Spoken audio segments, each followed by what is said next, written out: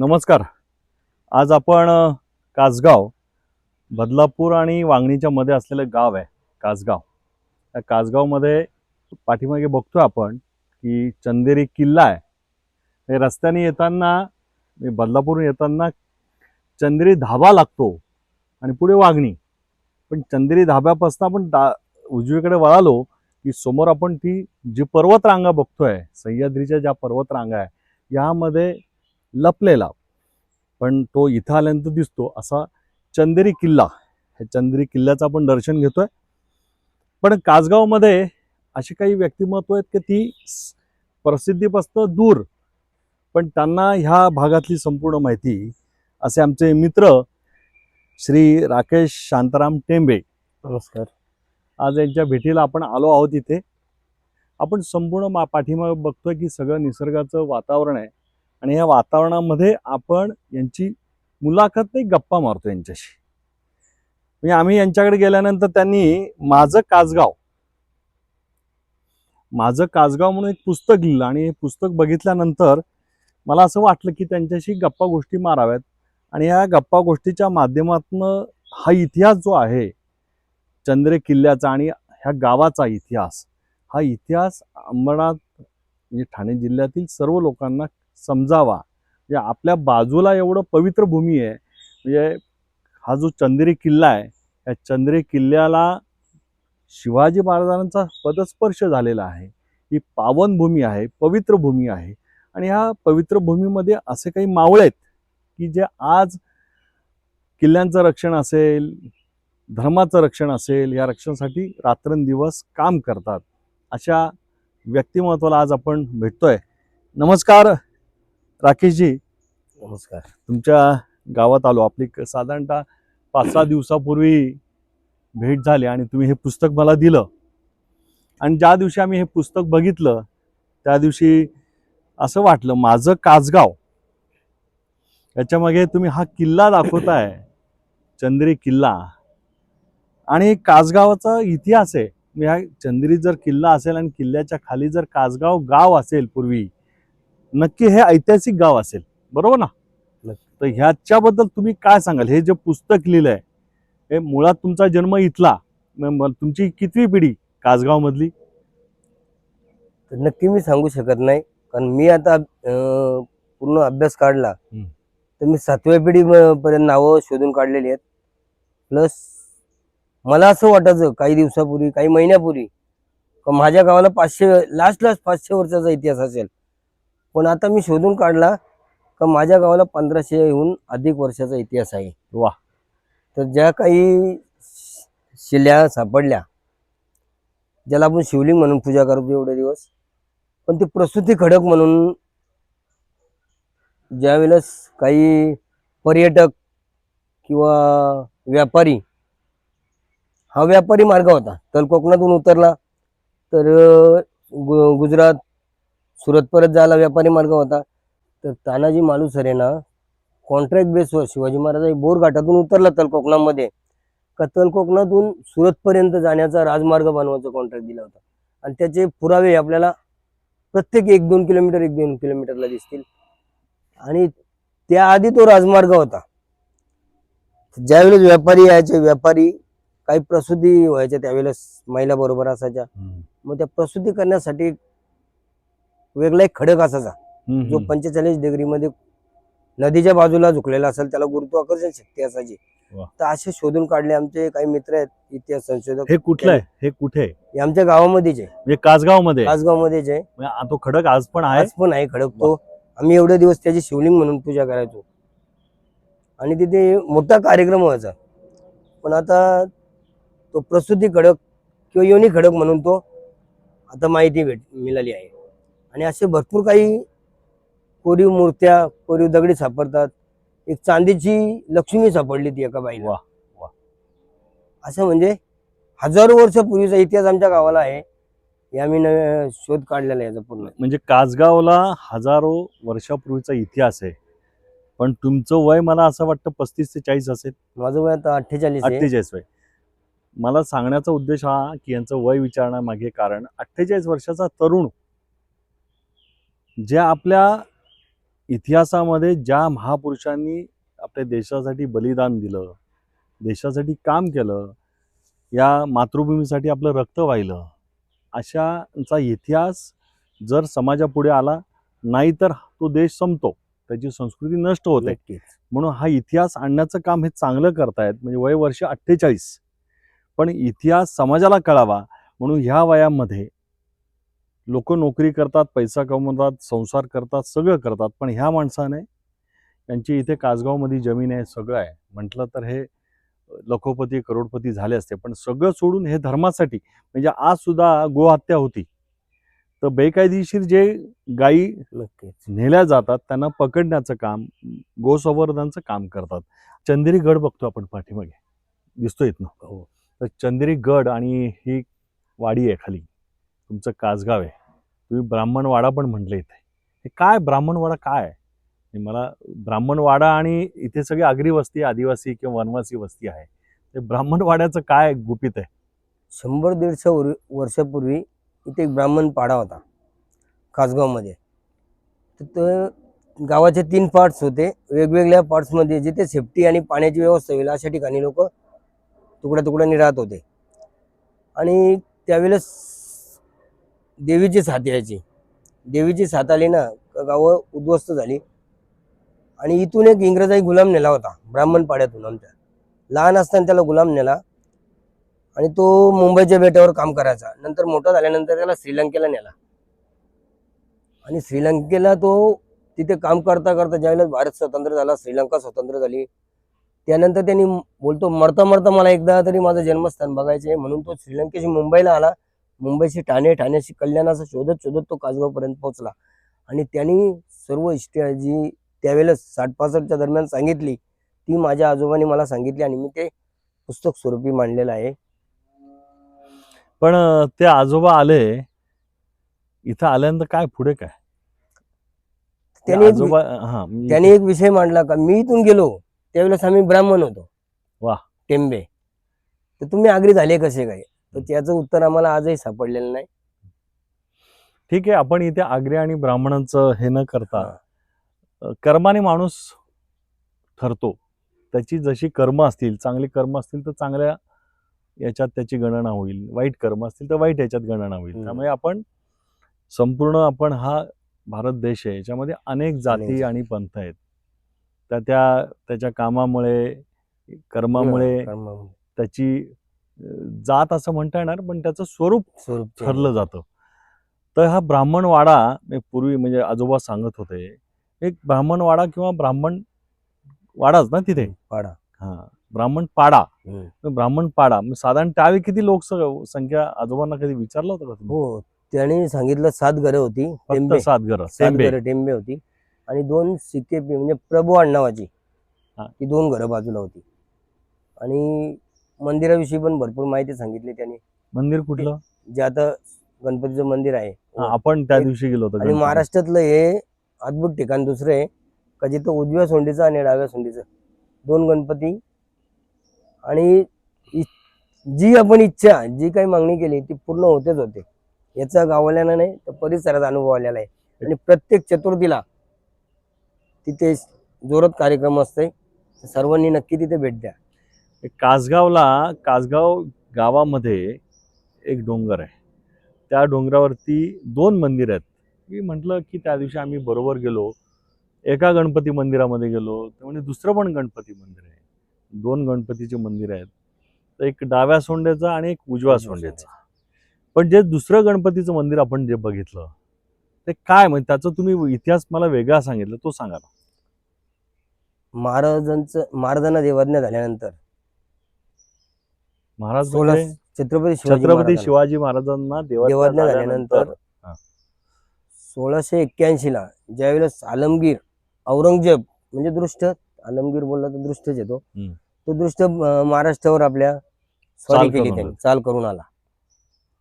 त्यावेळेस त्याचा एक माऊस भाव होता रुहुल्ला खान, त्याने कल्याणवर स्वारी केली. आणि कल्याणवर स्वारी केल्यानंतर त्याने खोपोलीपासून तर मुरबाडपासून कल्याणपर्यंत जेवढी मंदिरं होती सर्व उद्ध्वस्त करून टाकली. फक्त अंबरनाथचा शिवलिंग तेवढं अंबरनाथचं शिवमंदिर तेवढं वाचलं. शिवमंदिराला काहीतरी आता 1800 वर्ष झाली. पण त्या शिवमंदिरावरती पण आक्रमण केलं होतं. आक्रमण, वरचा हा, कळस वरचा आहे ना, कलश तुटलेला आहे. वरचा कळस नाहीये.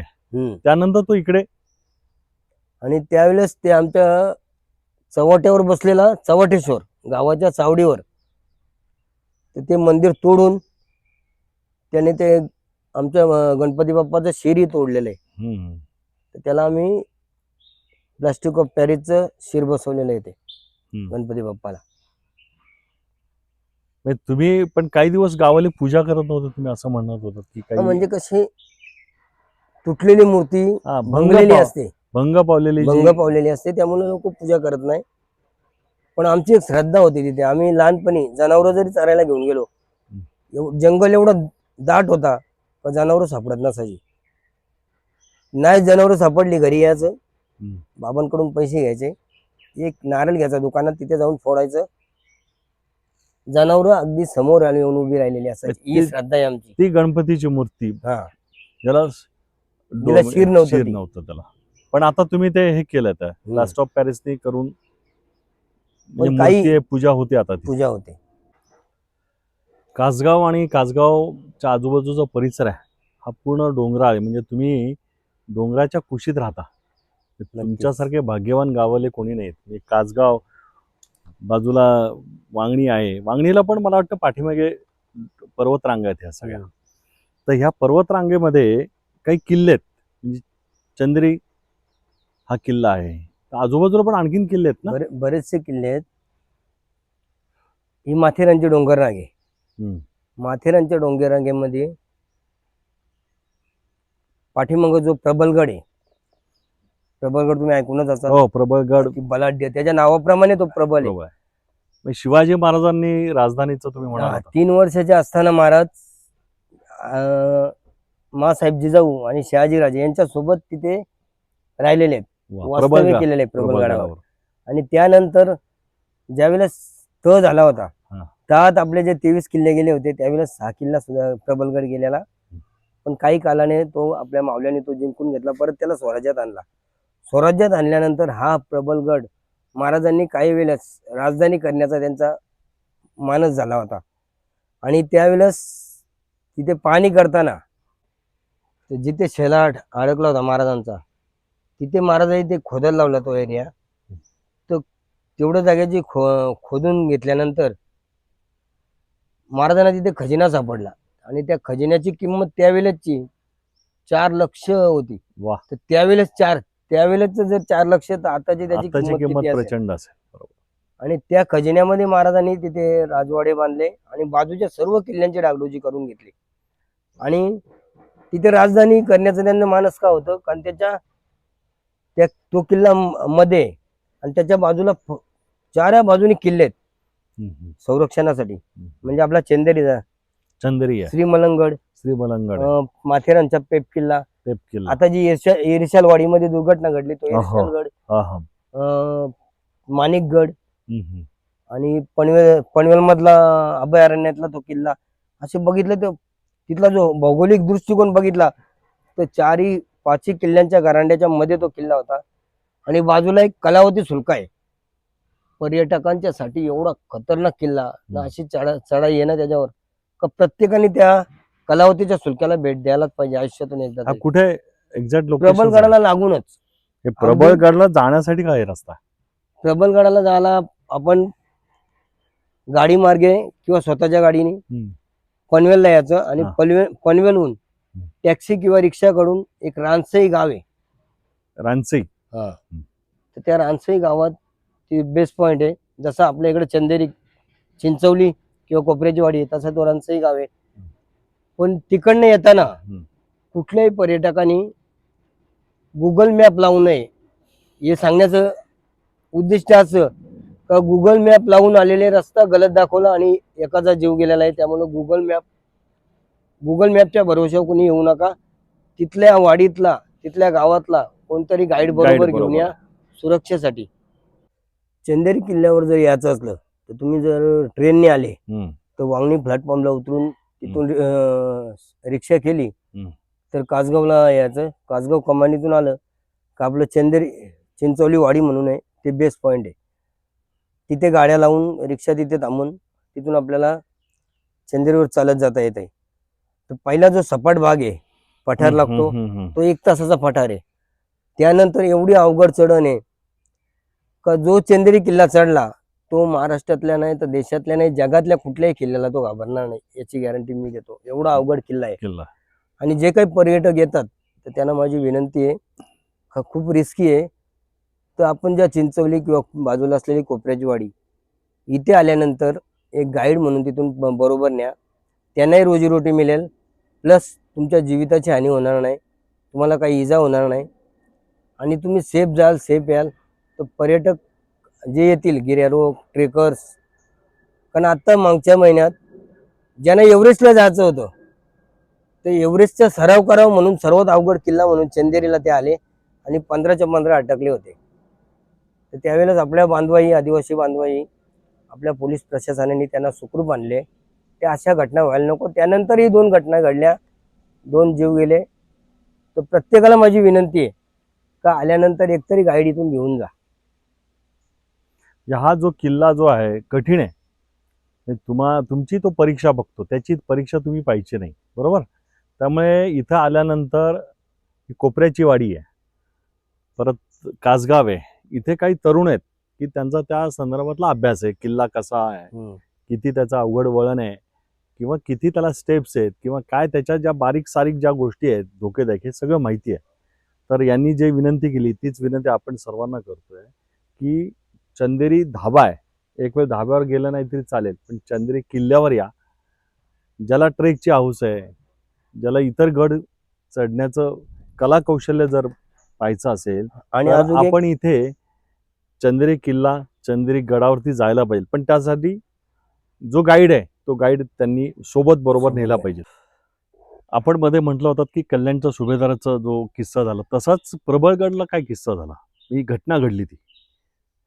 सेनापती सोनदेव एक कल्याणचा सुभा लुटला, त्यावेळेस तिथल्या सुभेदाराची सून महाराजांना पेश केली. त्यावेळेस तेव्हा महाराजांनी तिला आईचा दर्जा देऊन तिला साडी चोली देऊन सन्मानाने परत पाठवली. तसाच किस्सा इथे झालेला आहे प्रबळगडावर. ज्यावेळेस तळामध्ये आपले 22 किल्ले गेले होते, त्यासोबत प्रबळगड सुद्धा गेला होता. पण काही कालानंतर महाराजांनी तो परत मावल्याने आपल्या स्वराज्यात त्याला दाखल केला आणि किल्ला ताब्यात घेतल्यानंतर तिथला जो किल्लेदार होता, त्या किल्लेदाराला पकडल्यानंतर त्याची मुलगी आणि बायको एका झाडीमध्येच लपलेली मावल्यांना सापडली. त्यावेळेस तिला सुद्धा महाराजांनी साडी चोली देऊन तिला तिच्या गावाला सुखरूप पोचवली. असं महाराज पुन्हा होणे नाही. जे आपण कल्याणचं उदाहरण घेतलंय, कल्याण सुभेदार वाड्याचं, तसंच उदाहरण प्रबळगडावर झालेलं आहे. छत्रपती शिवाजी महाराज परस्त्री जी आहे माते समान आहे. म्हणजे आपल्या छत्रपती शिवाजी महाराजांचं कौतुक आणि म्हणजे आपण त्यांची नखाची सर सुद्धा आपल्याला येणार नाही, पण परस्त्री ही माते समान आहे, ह्या 2 घटनेत आपण दाखवलं आहे. तसंच आज जी आमची भगिनी आहे, माता आहे, प्रत्येकाने आपण तिचा सन्मान करायला शिका. हा जो चंदेरी गड आहे, किल्ला आहे, या किल्ल्याला आपण किल्ल्यावर गेला होतात का कधी? किल्ल्यावर माझ्या 50हून अधिक वेळा चढाई झालेली आहे. स्वच्छता मोहीम राबवलेली आहे बऱ्याचदा. तर बाबा असताना म्हणजे माझे गुरुच आहेत, ट्रेकिंगचे गुरु माझे बाबा आहेत. बाबाचं तुमचे बाबांच्या ज्या आवडी होत्या, तिन्ही आवडी त्या मी जोपासलेल्या आहेत. वृक्षारोपण, वाचन आणि ट्रेकिंग. वृक्षारोपण, वाचन आणि ट्रेकिंग, या तिन्ही बाबांच्या आवडी होत्या ना, तिन्ही आवडी तुम्ही आत्मसात केला, वारसा तुमच्याकडे आला तो. आणि बाबांचा वारसा मी ते चालवायला घेतलेले जसंच्या तसं. तर बाबांच्या बरोबर मी पहिल्यांदा 4 वेळा गेलो किल्ल्यावर, पण मला काय बाले किल्ल्यावर नेलं नाही बाबांनी, मला नाही, माझ्या मित्रांना कुणाला. वय किती होतं तुमचं? माझं 18 ते 20 22. पण एवढं वय असून सुद्धा वर बाले किल्ल्यावर नेत नव्हते. तर विचार करा किती रिस्की असेल ते. बरोबर. तर मंदिरापर्यंत आम्हाला न्यायचे ना, मंदिराच्या इथून वापस आणायचे.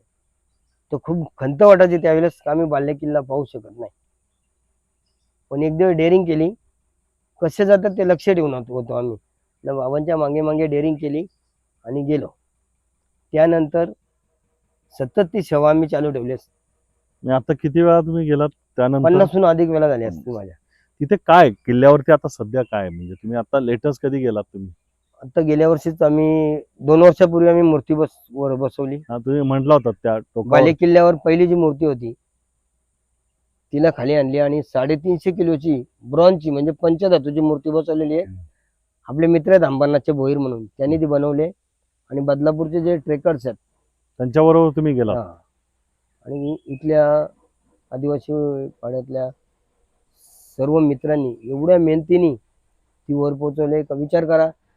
एक पाण्याची बॉटल आपण वर न्यायला आपल्याला घाम फुटतो, तेवढी 350 किलोची मूर्ती कशी वर पोहोचवली असेल. खरोखर त्यांचे आभार मानायलाच पाहिजे या गोष्टीवर. 350ची म्हणजे महाराजांच्या काळात, आपण आता 350 किलोची, महाराजांच्या काळामध्ये किल्ल्यावरती सगळं धान्य न्यायचं. किल्ला बांधायचा असेल तर सगळं ते दगड, पूर्वी दगडामध्ये. त्यावेळेचे मावळे आणि तुम्ही मावळे याची तुलना केली तर सारखे आहेत.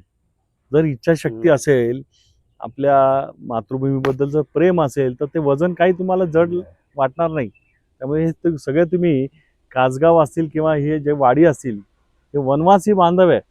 आपण याचा आदिवासी उल्लेख थोडा टाळावा, कारण हे वनवासामध्ये राहतात ना. वनामध्ये राहणारे जे बांधव आहेत ते वनवासी. ते वनवासी बांधवांनी आणि तुम्ही सगळी एकत्र मिळून ती 350 किलोची मूर्ती वरती बसवली आज. तर त्याचं दररोज पूजन किंवा काय कार्यक्रम होतात? प्रत्येक जो जाईल तो हार घेऊन जातो, अगरबत्ती वगैरे घेऊन जातोय. एक तिथे पुरातन शिवलिंग आहे, जी गुफा आहे तिथे पुरातन शिवलिंग आहे, महाराजांच्या वेळेचं किंवा महाराजांच्या आधीपासूनच आहे. त्याची प्रत्येक जण नित्यनेमाने पूजा करत असतो. जो जाईल तो पूजा करतोय. महाशिवरात्रीला हजारो भक्त तिथं जातात. पनवेलहून असो, बदलापूरहून असो, या प्रत्येक भागातून तिथे जातात ना. त्यावेळेला जी मेहनत घेतलेली असते, अक्षरशः रस्त्याला तुम्हाला 200 लिटरचे ड्रम कोकण सरबतचे बनवलेले मी पाहिले डोळे. वा. आणि एवढी अवघड चढाई आहे ती. आता आपण किल्ल्याबद्दल बोललो, पण प्रबळगड जो किल्ला आहे, बरोबर ना, प्रबळगड किल्ला आहे, तर किल्ल्यावरती लक्ष ठेवण्यासाठी चंदेरी तो सांगा ना काय ते. तर चंदेरी हा कुठल्या इतिहासामध्ये जास्त त्याचा लिखाणात आलेला नाही, वाचण्यात आलेला नाही. फक्त बऱ्याचदा तो एक टेहळणी बुरुज म्हणून त्याचा उल्लेख झालेला आहे. पण किल्ल्याची बांधकाम सुरुवात, पहिला जो बेस बघाल तर अवाढव्य दगडीचा वापर केलेला आहे पहिल्यांदा स्टार्ट पायऱ्या करताना. त्यानंतर पाण्याचे टाके आहेत, 12 महिने पाणी टाके, एकदम स्वच्छ पाणी तुम्हाला पूर्ण सर्व टाक्यांच्या मध्ये आढळेल. आणि जी गुफा आहे, एवढी मोठी गुफा आहे ती, 200 माणसं रात्री वस्ती करतील, झोपतील, एवढी मोठी तिथे गुफा आहे. गुफेमध्ये पुरातन शिवलिंग आहे आणि एवढा जबरदस्त. आम्ही प्रत्येक वेळेस काही ना काही सेवा करतोय तिथे. साफसफाईचा दर वर्षातून एकदा कार्यक्रम ठेवतोय, किल्ले स्वच्छता मोहीम राबवतोय तिथे. असे भरपूर उपक्रम चालू असतात आमच्या तिथे काही ना काही. तो टेहळणी बुरुज आप म्हणाला, ते टेहळणी कोणावरती? जर शत्रू आला तर पूर्ण मुरबाड पासून तर कल्याण पर्यंत त्यावर लक्ष ठेवायला भेटायचं. पनवेल पासून तर ठाण्यापर्यंतचा जो खाडीचा पट्टा आहे, अगदी मलंगडचा, श्री मलंगडाचा पायथा, हे सर्व टप्पे अगदी टप्प्यात दिसते तिथून. त्यामुळे तिथून पूर्ण लक्ष ठेवायला भेटायचं या पूर्ण परिसरावर, म्हणून त्याला टेहळणी बुरुज म्हणून हे केलेलं आहे. छत्रपती शिवाजी महाराजांनी ह्या बुरुजाची निवड केली असेल ना. छत्रपती शिवाजी महाराज इथे आले असतील 100%. हा पवित्र चंदेरी किल्ला याचा आणखी पवित्र वाढवण्यासाठी काही भविष्यात आपण छत्रपती शिवाजी महाराज आणि मावले यांच्या पदस्पर्शाने पावन झालेला चंदेरी किल्ला. आणि किल्ल्याच्या वरच्या बेसवर म्हणजे जो वरचा माथा आहे त्याच्यावर काही दगडांचे हे होते अवशेष, म्हणजे जातं होतं, वरवंटा होता, उखल होतं आणि चटणी वाटाचा आपला पाटा असतो ते पाटा होता. अशा बऱ्याच गोष्टी तिथे होते. आताही तुम्हाला कौलाचे तुकडे भेटतील, भरपूर मडक्याचे तुकडे भेटतील. पण लॉकडाऊन मध्ये काही धर्मान व्यक्तींनी त्या सर्व दरीमध्ये फेकून दिलेल्या आहेत. तर आम्ही त्याचा बराच शोध घेतला पण सापडत नाहीत. तर जरी कुणाला सापडल्या कोणत्या दरीमध्ये तर नक्की आम्हाला कळवा, आम्ही त्या वर नेण्याचा प्रयत्न करू. हा टेहळणी बुरुज आहे, ते छत्रपती शिवाजी महाराजांनी किती बारीक लक्ष होतं. म्हणजे ह्या महाराष्ट्रामध्ये, या देशामध्ये स्वराज्य स्थापन झालं पाहिजे, स्वराज्यातील लोकांचं रक्षण झालं पाहिजे, आया बहिणींची इज्जत वाचवण्यासाठी स्वतःचा प्राण त्याग करणारे मावळे होते त्यावेळी. हे छोट्या छोट्या गोष्टीतनं, म्हणजे हा चंदेरी गड आहे, असे अनेक गड आपल्या महाराष्ट्रात असतील की ज्यांनी टेहळणी बुरुज, त्यावेळी टेहळणी बुरुज म्हणत असतील, आता तो चंदेरी किल्ला आहे, बरोबर. चंदेरी किल्ल्यावरती टेहळणी, म्हणजे तिथे मावळे राहत असतील. म्हणजे तुम्ही आता वरवंटा म्हणाला, पाटा म्हणाले, अनेक गोष्टी होत्या. म्हणजे तिथे वस्ती असेल. वरवंटा म्हटला ती तिथली माता असेल, तिथे काही सरदारांची कुटुंब राहत असतील. तर ही कुटुंब राहत असतील, त्यांच्यासाठी ते पाण्याची व्यवस्था आहे. म्हणजे अनेक गोष्टी. तुम्ही म्हणाल की एवढं 350 तो गड किल्ला वरती चढण्यासाठी 350 किलोची मूर्ती नेणं कठीण आहे. मग एवढं सगळं करण्यासाठी किती इच्छाशक्ती आणि किती अफाट आपल्या मातीबद्दल, देशाबद्दल प्रेम असेल, असे सरदार होते त्यावेळी. पण तिथून पनवेल म्हणाल तुम्ही, पनवेल, मुरबाड आणि कल्याण ह्या सगळ्या प्रदेशावरती लक्ष ठेवण्यासाठी तो टेहळणी बुरुज होता, बरोबर आहे. पण त्याच्यामुळे प्रबळगड पण होता. हे प्रामुख्याने तुम्ही मला मध्ये असं आपण गप्पामध्ये म्हणाल की प्रबळगडावरती लक्ष ठेवण्यासाठी, हे प्रबळगड ही राजधानी करायचं चाललं होतं त्यांचं, महाराजांचं. त्याच्यावर लक्ष ठेवण्यासाठी पण ह्या बुरुजाचा किंवा ह्या किल्ल्याचा उपयोग झाला. हो नक्कीच. कारण जशी रायगडाला बघा, रायगडाच्या चारही बाजूनी किल्ल्यांचा पार आहे, बरोबर. तसा प्रबलगडालाही चारही बाजूनी किल्ल्यांचा, मग अशी मी नावं सांगितली, इर्शालगड, मलंगड, श्री मलंगड, चंदेरी, पनवेलचा जो अभयारण्य आहे, कर्नाला, पेपगड, माथेरानचे डोंगररांग, म्हणजे पूर्ण चारही बाजूनी त्याला किल्ले आहेत आणि मध्ये तो आहे म्हणजे प्रबलगड. आणि त्याचं एवढं अवयव आहे का त्याच्या नावच प्रबलगड आहे. विचार करा, नावामध्ये शक्ती आहे. 1656 रायरी जेव्हा स्वराज्यात आली त्यावेळेस महाराजांनी बघितला किल्ल्याची भव्यता काय आहे. रायगड किल्ल्याची म्हणजे पहिलं नाव त्याचा रायरी, नंतर महाराजांनी ठरवला का ऐसा काहीतरी, महाराजांनी शब्द वापरले तिथे, किल्ला बहुत चकोट असं काहीतरी शब्द वापरलेला आहे. म्हणजे तिथे फक्त दोनच लोक हे करू शकतील, एक मावले आणि दुसरा वारा. याच्या व्यतिरिक्त किल्ल्यावर दुसरा कोण संचार करू शकत नाही असा तो.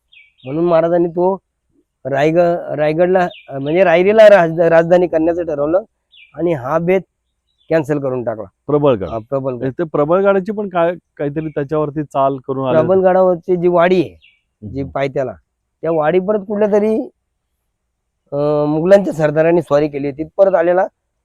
म्हणजे आज तो तिथपर्यंत आलाय, म्हणजे उद्या तो वर जाणारच. या विचाराने महाराजांनी राजधानी कॅन्सल केली आणि ती राजधानी रायगडावर नेली. आता आपण तुमच्या कासगावमध्ये आहे, या वाडीमध्ये आपण या वाडीमध्ये बसलो. इथे सगळं निसर्गरम्य वातावरण आहे. पाठीमागे आपण स्वाभिमानाने उभा असा चंदेरी किल्ला.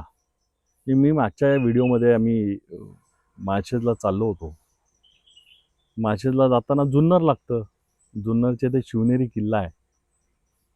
छत्रपती शिवाजी महाराजांचा जन्म झालाय तिथे आणि मावळे जसे ताठ मानाने लढले, त्यांचा स्वाभिमान होता, कोणासमोर झुकले नाहीत, अशा सह्याद्री पर्वताच्या रांगा आज सुद्धा ताठ मानाने उभ्या आहेत. जसा चंदेरी किल्ला आहे ना, अनेक संकट येत आहेत पण तो ताठ मानाने उभा आहे. तसा स्वाभिमान आपल्या प्रत्येकामध्ये पाहिजे, आपल्या धर्मासाठी, देशासाठी. अशा मावळ्यांसाठी, अशा नागरिकांसाठी तुम्ही काल काय सांगाल? आपण गडावर गेलो, गडावर येणारे का सगळेच पर्यटक वेगवेगळ्या प्रकारचे असतात. काही हौशी असतात, काही ट्रेकर्स असतात, काही शिवभक्त असतात. जे हौशी असतात, हौशी, त्यांना माझी एक विनंती आहे का की कुठल्याही किल्ल्यावर जा, पण तिथे त्याचं पावित्र्य असते ना, पावित्र्य ते बिलकुल हरवून देऊ नका. गडावर कुठेही कचरा करू नका. प्लॅस्टिकच्या बॉटल, तुटलेल्या चपला वगैरे कुठेही आवड हवे टाकू नका इकडे तिकडे. जे सोबत तुम्ही आणलेलं असतंय, जर तुम्ही भरलेली बॉटल तुम्ही वर नेऊ शकता तर रिकामी बॉटल खाली आणू शकत नाही का? प्रत्येकाला माझी विनंती आहे, कुठल्याही किल्ल्यावर जा, आपण जे पाठी साहित्य नेलेलं असते ते पुन्हा खाली घेऊन या, त्याची चांगल्या जागी विल्हेवाट लावा. पण प्रत्येक गाड्याचं पावित्र्य राखा, अशी मला प्रत्येकाला विनंती आहे. तुम्ही म्हणात की म्हणजे इथे येताना आपल्या वांगणीवरून येता येतं, बदलापूरहून येता येतं. बदलापूरला तुम्ही त्या मित्राचं काय सांगत होतात ना, वडेवाला जो मित्र आहे. तर बदलापूरहून आले तुम्ही, बदलापूरहून उतरले बदलापूर प्लॅटफॉर्मला का तिथून रिक्षा करून तुम्ही चिंचवलीच्या वाडीपर्यंत येऊ शकता. पण मध्ये एक दैवली गाव लागेल, दैवली गावामध्ये एक शिवशाही वडापाववाला आहे, महेंद्र सुरोशे म्हणून.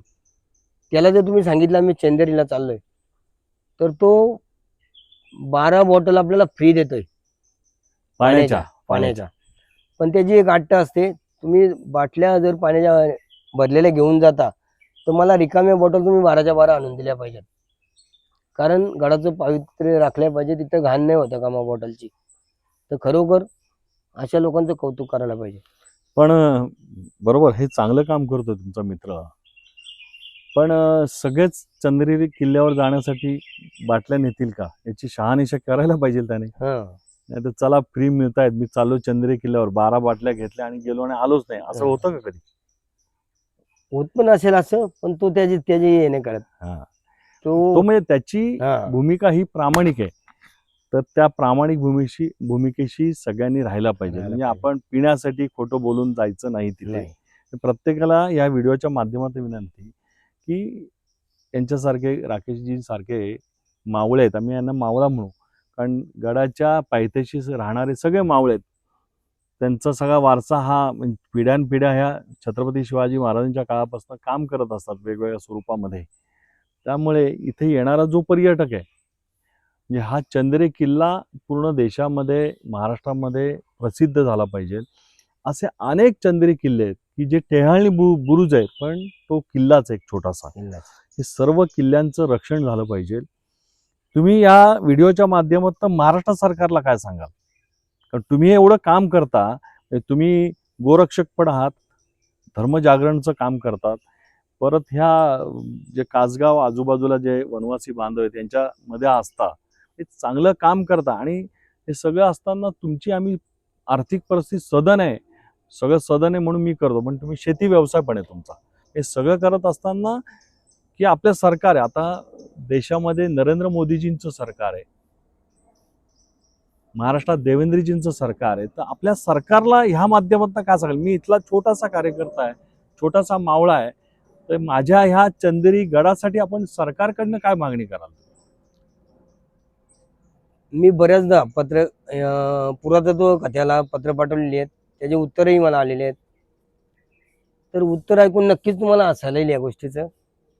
त्यांचं एकच उत्तर असतंय का पूर्ण महाराष्ट्रात छोटे मोठे धरले तर 380 किल्ले आहेत आणि आमचा पूर्ण स्टाफ आहे 250चा, त्यात पण 25 सुपरवायझर. आम्ही तरी काय करणार, हसण्यासारखं आहे नाही. बरोबर. प्लस आमच्यासारखे देववेडे आहेत, बऱ्याचशा संघटना आहेत जे किल्ल्याची डागडुजी करण्याचा खूप प्रयत्न करतात, पण त्यांना पुरातत्व खात्याचे खूप खूप सामोरं जायला लागतंय. त्यांना केसेस घेतलेले आहेत आम्ही अंगावर बऱ्याचदा. आता पण गेल्या वर्षाची हकीकत सांगतो तुम्हाला, छोटासा केसचा. रायगड स्वच्छता अभियान आम्ही राबवले रायगडावर. रायगडावर दरवर्षी आम्ही ते राज्याभिषेक झाल्यानंतर रायगड स्वच्छता अभियान राबवतोय. तर जी बाजारपेठ आहे, बाजारपेठेमध्ये एवढं पाणी तुंबलं होतं पावसाळ्यात. आणि सर्व शिवप्रेमी त्या पाण्यातून जात होते. मी बऱ्याचदा त्यांना बोलून घेतलं, नाही ना आम्ही काहीच करू शकत नाही. का? पुरातत्व खाता आडवा येतो. मी स्वतः गेलो, बाजूला एक झोपडी होती, फावडा पिकाव आणला, कॅमेरे बंद करा रे सर्वाई, स्वतः सर्व अकरला, बरेच मित्र लगा हात लावायला आले. 5 मिनिटात पाणी खाली झालं, पूर्ण स्वच्छ. प्रत्येक गोष्ट पुरातत्व खात्याला घाबरत राहिलो तर काम होणार नाही. कुठे कुठे डेअरिंग पण घ्या, अंगावर केसेस घ्या, किल्ल्यासाठी घाबरायचं नाही. म्हणजे असे मावळ्यात की आपल्या छत्रपती शिवाजी महाराजांनी संपूर्ण आयुष्य, म्हणजे संभाजी महाराज असतील, छत्रपती शिवाजी महाराज असतील, त्यानंतर डॉक्टर बाबासाहेब आंबेडकर आहेत, की आंबेडकरांनी हे संविधान दिलंय, संविधानाप्रमाणे लोक वागत नाही. नाही बाबा. तर ह्या व्हिडिओच्या माध्यमातून सर्वांना विनंती की ह्या किल्ल्याचं रक्षण झालं पाहिजे. म्हणजे साने गुरुजी असं म्हणत की इतिहास ज्याच्या तोंडी असेल त्या तरुणाच्या, आणि जो इतिहास विसरत नाही त्या देशाचं भवितव्य उज्ज्वल असतं. आपल्या देशाचं भवितव्य उज्ज्वल ठेवण्यासाठी आपल्याला हा इतिहास जिवंत ठेवला पाहिजे आणि हा जिवंत मनापासून ठेवला पाहिजे. तर पुरातत्व खात्याची तुम्ही हे सांगितलं की त्यांच्याकडे स्टाफ कमी आहे. तर ह्या व्हिडिओच्या माध्यमातून आपण सरकारला विनंती करूया की मोदीजींचं सरकार असेल, देवेंद्रजींचं सरकार असेल, की ह्याच्या माध्यमातून हे किल्ल्यांचं जे संवर्धन आहे, जतन झालं पाहिजे. त्याचं परमवैभव, पूर्वीचं वैभव परत प्राप्त झालं पाहिजे. म्हणजे आपण मिसिंग लिंक करतो, कनेक्ट लिंक करतो, हा विकास करतो, हे करायलाच पाहिजे. पण त्याचबरोबर हे जे शिवाजी महाराजांचं आपलं दैवत आहे, यांनी जे पूर्णपणे आपल्या रक्ताने सगळं उभं केलंय साम्राज्य, हे संस्कृती उभी केलेली आहे, याचं जतन करण्यासाठी सरकारने काहीतरी इथे 100तले 100 रुपये नको आम्हाला, 100तले 10 रुपये जरी ह्या प्रत्येक किल्ल्यासाठी जर दिले आणि त्याबरोबर असे काही ध्येयवेळे मावळेत यांना बरोबर घ्या. म्हणजे पुरातत्व खातं आणि अशा काही संघटना आहे की तुमच्या त्या मापदंडात बसतील अशा काही संघटना आहेत किंवा त्यांचे मावळेत, यांना बरोबर घेऊन जर काम केलं तर नक्कीच आपल्याला कुठे अडचण येणार नाही. आपण हा किल्ला चढत असताना तुम्ही म्हटलं भुलभुलैया, काय प्रकार आहे तो भुलभुलैया, सांगा लोकांना. तर आपण चिंचोली वाडी किंवा कोपऱ्याच्या वाडीला बेस्ट पॉईंटला आपण गाड्या ठेवल्या. आता हे आपण कोपऱ्याच्या वाडीमध्ये, आता कोपऱ्याच्या वाडी आपण ही मुलाखत शूट होते ना कोपऱ्याच्या वाडीमध्ये, आमचे मित्र आहेत, त्यांचा हा फार्म हाऊस आहे. त्या फार्म हाऊसच्या मागे बरोबर हा किल्ला दिसतोय. तो भुलभुलैया काय प्रकार आहे? वर एक पठार लागतोय, चंदेरी किल्ल्याच्या पायथ्या परत जायचं 1 तासाचा एक पठार आहे आणि तो पूर्ण सपाट आहे. त्यामुळं रस्ता नक्की आपल्याला कुठे घुसायचे, रस्ता छोटा असल्या कारणाने माहीत होत नाही. तर आम्ही प्रत्येक ठिकाणी ॲरो मार्क केलेले आहेत किंवा लाल कलरच्या रिबिन बांधत नेलेल्या आहेत, कपड्यांच्या चिंध्या बांधत नेल्या आहेत. त्याकडे लक्ष ठेवायचं. नाही तर काय होतंय, सपाट मैदान दिसला तर आपण मैदान संपत नाही तो परत चालत राहतोय आणि किल्ल्यावर जाण्याऐवजी आपण खाली उतरतोय. तो भुलभुलैया तो. हा भुलभुलैया आहे. तर प्रत्येकाने रिबिनवर किंवा ॲरो मार्क केलेलं आहे त्यावर लक्ष ठेवा. कारण यावर्षी 3 किस्से झालेले आहेत असे, लोक वर चढण्याऐवजी खाली उतरलेत आणि मग रस्ता भरकटतात. आणि एक बदलापूर पोलीस स्टेशनचं खरोखर त्यांचे मानायला पाहिजे त्यांना, का त्यांच्या याच्यामध्ये येत नाही. चंदेरी किल्ला रायगडमध्ये येतो, पनवेल पोलीस स्टेशनच्या हद्दीत येतो.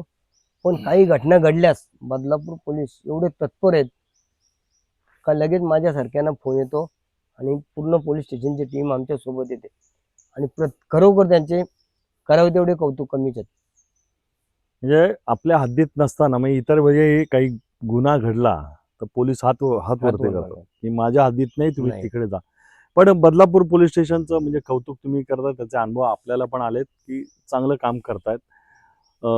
आपण हे कासगावच्या कुशीमध्ये बसलोय आपण आणि बसल्यानंतर ही सुंदर अशी मुलाखत घेतली आहे. तुम्ही म्हणालात तिथे विहीर पण आहे, ते विहिरीचा थोडा उल्लेख, बाजूला विहीर आहे कुठे, राजमार्गाचा मगाशी उल्लेख केला होता. राजमार्ग त्यावेळेस आमच्या कासगावच्या समोर, तेव्हा नदी नव्हती, नदी आता झाली. इंग्रजांनी ज्यावेळेस वर डॅम बांधला, त्या डॅम नंतर ती नदीचा प्रवाह वाढला. पण बरोबर नदीच्या त्या साईडला आमच्या कासगावच्या मध्ये नदी आहे, नदीच्या पलीकडे देवलोणी म्हणून गाव आहे. तिथे हजारो वर्षापूर्वीची एक चावीच्या आकाराची विहीर आहे. बदलापूर गावापासून 2 ते 3 किलोमीटर अंतरावर आहे. प्रत्येकाने भेट द्या. एवढा जबरदस्त काम आहे त्या विहिरीचा. बदलापूर गावातून रस्ता, बदलापूर गावातून रस्ता आहे. खरोखर ती विहीर पाहण्यासारखी. आता आपण या सर्व मुलाखतीच्या माध्यमातून आपण राहतो बदलापूरला, वांगणीला किंवा ह्या ठाणे जिल्ह्यामध्ये कल्याणचा किल्ला आहे, म्हणजे कल्याणला जो दुर्गाडी किल्ला आहे, सुभेदार वाडा आहे, हे चंदेरी किल्ला आहे, मलंगड किल्ला आहे, असे अनेक किल्ले. म्हणजे हे संपूर्ण स्वराज्य उभं करत असताना छत्रपती शिवाजी महाराजांचा पदस्पर्श झालाय. अशी ही पवित्र भूमी आहे आणि ह्या पवित्र भूमीचं रक्षण आपण करणं आपलं कर्तव्य आहे. तर ह्या व्हिडिओच्या माध्यमात आपण सर्वांना एक विनंती की आपण इथं आलात, आपण राहतो, हे आपलं भाग्य आहे. जगामध्ये कोणत्याही राष्ट्राला इतिहास नाही, इतिहास नाही. फक्त तो इतिहास भारताला आहे. आपल्याकडे संत आहेत, पराक्रमी पुरुष आहेत, क्रांतिकारक आहेत आणि ह्या क्रांतिकारकांचा वारसा आहे. छत्रपती शिवाजी महाराजांसारखं दैवत आहे. डॉक्टर बाबासाहेब आंबेडकरांसारखंच, म्हणजे त्यांनी संपूर्ण देशाला कसं एका ह्याच्यात गुंफता येईल, हे अनेक जाती आहेत, अनेक पंथ आहेत, यांना सगळं एकत्र करण्यासाठी जी संविधान लिहिलं, संविधान म्हणजे असे महापुरुष आहे. अशा महापुरुषांच्या वारसामध्ये आपण इथे राहतो. आपल्याला त्याचा अभिमान वाटला पाहिजे आणि हा अभिमान सार्थक करण्यासाठी सर्वांनी जे आपल्याला, म्हणजे संविधानाने जे आपल्याला हक्क दिले तसं कर्तव्य पण करायला पाहिजे. कासगाव आणि या परिसरात इथे आपण आलो, राकेशजी यांची मुलाखत घेतली. म्हणजे मुलाखत म्हणजे गप्पा गोष्टी, म्हणजे असे अनेक हिरे आपल्या आजूबाजूला आहेत. आपण उघड्या डोळ्यांनी जर बघितलं, अशा हिऱ्यांना आपण मदत करायला हवी. आपली जी काही शक्य होईल ती मदत करायला हवी. आणि यांचं तुमचं खरंच कौतुक, तुम्ही ह्या सर्व परिस्थितीमध्ये राहता आणि हे असं चांगलं काम करतायत. यांना इथे येऊन, म्हणजे तुम्ही आलात चंद्री किल्ला, इथे येऊन भेटा, यांच्याशी गप्पा मारा. एक सपोर्ट असतो माणसाला, काम करण्यासाठी ऊर्जा मिळत असते. ही ऊर्जा काही कुठून गरज मिळते? लागली, काही गरज प्रसंग लागली, घडला तर बिनधास्त हा, फोन करा. यांचा नंबर आपण त्या व्हिडिओमध्ये देऊ याच्यामध्ये, यांना फोन करा. तर ह्या व्हिडिओच्या माध्यमातून आपण आज राजेशजींची भेट घेतली, गप्पा झाल्यात, सुंदर अशा निसर्गाच्या वातावरणामध्ये आपण गप्पा मारल्यात. इथे सगळ्या ह्या पर्वतरांगा आहेत, मध्ये आपला चंद्री किल्ला दिसतोय. याच्या साक्षीने आपण आज इथे ह्या व्हिडिओची समाप्ती करतोय. पण हे करत असताना सर्व नागरिकांना विनंती, आपण इथे या, किल्ला बघा. पण किल्ला बघत असताना गाईड, जे वनवासी बांधव आहेत त्याच्यातले अनेक गाईड आहेत, त्या गाईडची मदत घ्या. एकटं जाऊ नका. आणि जाताना आणखीन एक, तुम्ही मध्ये म्हटलात, विनंती केली की प्लास्टिकच्या बाटल्या किंवा, आणखीन एक विनंती की एक थोडंसं विचित्र दृश्य दिसतं तिथे. लोक आपलं नाव टाकतात. इतकं वाईट आहे की आपलं नाव, आपल्या होणाऱ्या बायकोचं नाव, तो बदाम, आपण इतक्या खालच्या स्तराला जाऊन, मी एवढं पवित्र आहे, तिथे रक्त सांडलंय. आज मावळ्यांचं रक्त सांडून हे किल्ले उभे राहिलेत आणि तिथे जाऊन आपण अशा खालच्या विचाराने आपलं नाव, बदाम, विचित्र काहीतरी लिहितो. हे करू नका. आणि हे जग तुम्हाला करताना दिसलं, आपण त्याला अडवलं पाहिजे. हे आमचे मावळे आहेत, त्यामुळे ते रक्षण करणार. माननीय पंतप्रधान नरेंद्र मोदीजी 2048 साली म्हटलं की हा देश संपूर्ण जगावरती गुरुचं स्थान असेल, म्हणजे विश्वगुरु होण्यास आपला देश नक्की त्या दिशेने वाटचाल करतोय. त्यासाठी छत्रपती शिवाजी महाराज, डॉक्टर बाबासाहेब आंबेडकर यांनी जे काही शिकवलंय, समाजाला दिलंय, ते जर आचरणात 1% जरी आपण आणलं सर्वांनी, तर आपण खरंच या देशाचं नक्की परमवैभव करू. आपल्या पुढच्या पिढीला त्याचा फायदा होईल. आज आखाती देशामध्ये युद्ध होत आहे, महागाई गगनाला भिडलेली आहे, पण आपल्या इथे अजूनही तसं स्टेबल ठेवलं. याचं कारण की छत्रपती शिवाजी महाराजांच्या विचाराने हे राज्य चाललेलं आहे. डॉक्टर बाबासाहेब आंबेडकरांच्या संविधानाने हे देश, हा लोकशाही, हा संपूर्ण बळकट होते.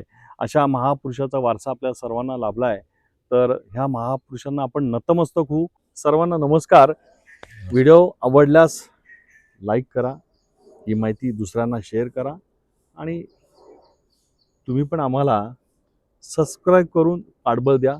धन्यवाद.